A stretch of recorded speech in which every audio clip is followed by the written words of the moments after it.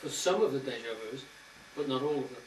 Perhaps for these, as we spoke of before, as Hefsey spoke of before about the numinous ones, the ones with the aura of significance, which seems to make them very intense and significant.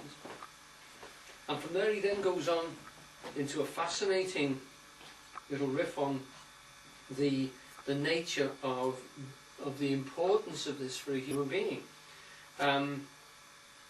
Because you're breaking the inertia. It's an inertia which drives you through most of your life. It's an inertia that makes you do the same thing, the rut or the groove that you trap yourself in. In another occasions he said to me, if you have a routine, it becomes a rut. And you keep going round and round in that rut until you literally you carve it into your tissues and you can't break out. And it then becomes a graven image and then a grave, and you've buried yourself. You're dead in life. When Jesus talks about the dead, doesn't actually mean the dead people, the ones who are stiffs. He means the ones who cannot break their inertias, who are trapped in a significant situation that they can't break out of. They can't even see a way out of it. And to be creative is not necessarily to be a great artist or something, although we're going to talk about that in a minute. But it's to be able to keep your life flexible and timeless by not allowing yourself to be dominated by inertias. So, he's described how to do it. He's described how the fact that these urges tend to drive you into repetitive situations and that you have to not do it. It's not a question of reasoning your way out or feeling your way out. It's a question of willfully not allowing that serialization, that inertia to dominate you and to direct the way you like. So I'm going to just read this next one, 8, because this is where it leads on to the creative life, life which is not dominated by inertias, not dominated by those drives. And I mean, all of those drives there are non-individual. The point about them is they've got nothing to do with you as an individual. Perhaps food keeps your body alive, but it's only keeping you alive for the species, not really for you. That's why they urge the reproduction and belonging to a tribe. All of those things are species derived. They're not to do with the individual. We think they are. We think it's my sex drive. We think it's my hunger. We think it's my need for family. But it isn't. It sort of dominates you. It's a circle which is beyond the human being. It comes through you and acts through you. When it's finished with you, when you get to a certain stage when you're not literally worth reproducing with, it will drop you like an old sock. It's not interested. It will just put you down and carry on. And if you're not careful, if you actually identify with it, drop it. And similarly, you know, for the food, will drive you to, you know, the same process. A friend of mine used to say that with horses. A horse will eat itself to death. And we're looking at, if you look at the tremendous sort of amount of obesity around at the moment, human beings can easily overeat, overstimulate themselves. The drive itself doesn't have a limit in it. So these things are non-individual. It's difficult for an individual to control them or to use them. Most people are used by them. So they're not riding the bull, as in the story of the Zen, the Zen story about the boy and the bull. They're not riding the horse at the end of the tarot pack without reins. They are literally being driven. They're being pushed forward into situations. Now, if you want the creative life, you have to break the inertias.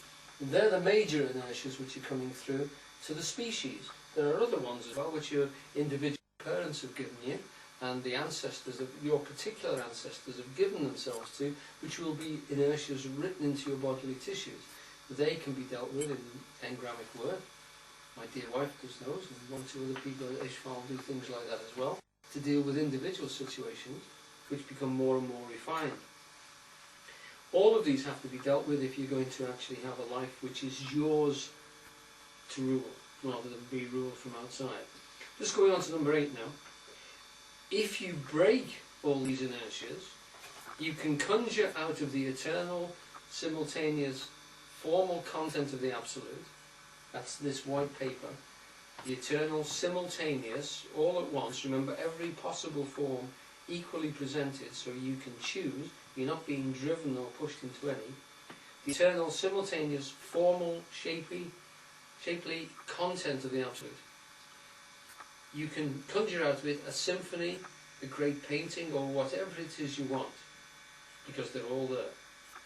But you can't get at them as long as you're at the serial level where mental inertia rules. Remember, the essence of art is the breaking out of this groove.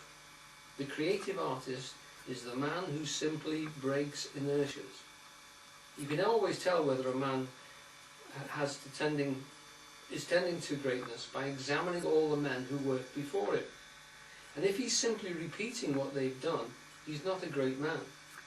But if you examine the world of production of so-called works of art, here and there you find men standing out, and they are like nothing before them. And then after them, everybody is conditioned. Okay? He's talking about the fact that he uses the statement that if you try and predict where these people will turn up, you can't, because they're completely one-offs. They don't follow a pattern. But afterwards, when they've appeared, everyone can say, oh, it's obvious where he came from. It's the logical next thing. You know, we should have known it was going to happen. But we can't see the next one. We can only see... And he's talking about this fact that to do that, to be creative in any area whatsoever, you've got to just break the inertias. You've got to stop that push, which looks like everything that needs to be said has already been said, is the attitude that you have. You can't think of anything else, new thing which has got to come. But the new thing always will come. And it will come through somebody who has broken inertias for whatever reason. They've been able to break the inertias that have trapped everybody else into thinking that painting is like this, music is like that, filmmaking is like that, writing is done like this. Someone will come along and throw the whole thing apart, turn it upside down and produce something else. Okay, practicing non-serial thought, this is number 10, is hard work, because you have to overcome literally the inertias of the number of years since your conception. People have been talking and drilling stuff into your protoplasm, this living tissue, your protoplasm. And your protoplasm is the same protoplasm as your mother and father, into whom somebody else drilled something else. So he's talking there about not just the species-driven inertias that we've got at the base of the spine, but also the individual ones that come through your particular ancestor.